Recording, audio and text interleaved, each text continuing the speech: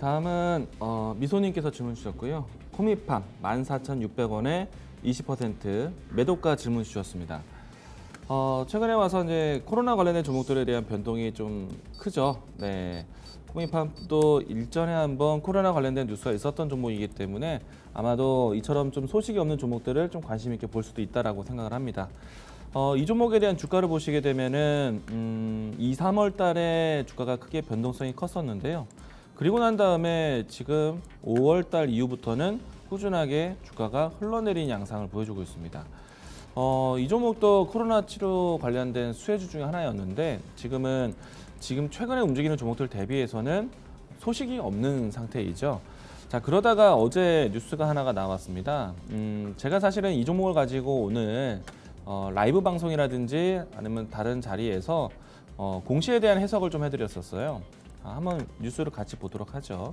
어제 특징적인 뉴스가 나왔을 때 그 사건에 대한 내용을 보시게 되면은 코로나19 치료제의 임상에 대한 지역, 이탈리아 지역에서는 잦은 취하한다라는 뉴스가 나왔어요.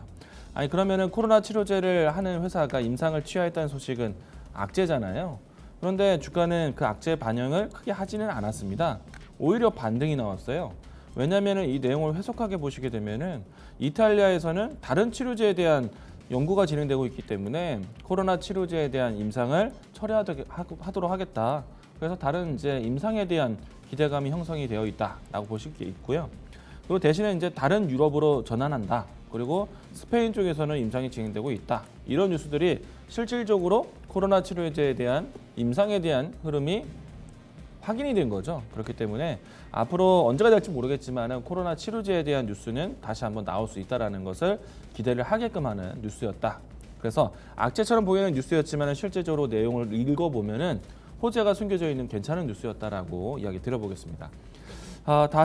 다만 주가의 추세가 크게 꺾이지는 말아야겠죠. 일단은 지금 하향 추세가 고점을 낮아지면서 진행되고 있지만은 추가적인 하향 이탈은 나타나서는 안 됩니다. 그래서 이 종목을 주봉을 통해서 이야기 드리면은 그동안에 다중 바닥을 만들었던 위치 가격대로 본다면은 13,500원 구간이 있거든요. 이 구간 전후로 해서 크게 이탈을 해서는 안 된다라는 얘기입니다.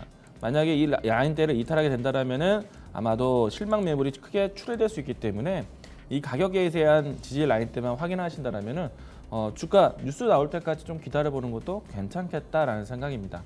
자, 다시 한번 또 올라오게 된다면요. 첫 번째는 매물대에 대한 상단 돌파 필요한데 1차적인 매물대가 17,000원 선에 있다고 보입니다. 그래서 17,000원대를 1차 목표가 보시고요. 그리고 두 번째 목표가는 다음은 박스권 상단으로 올라갈 수 있는 위치인데 22,500원 라인대 이렇게 대응하신다면은 주가에 대한 뉴스에 대한 대기도 될 것 같고 추세에 대한 대응도 될 수 있을 것 같습니다.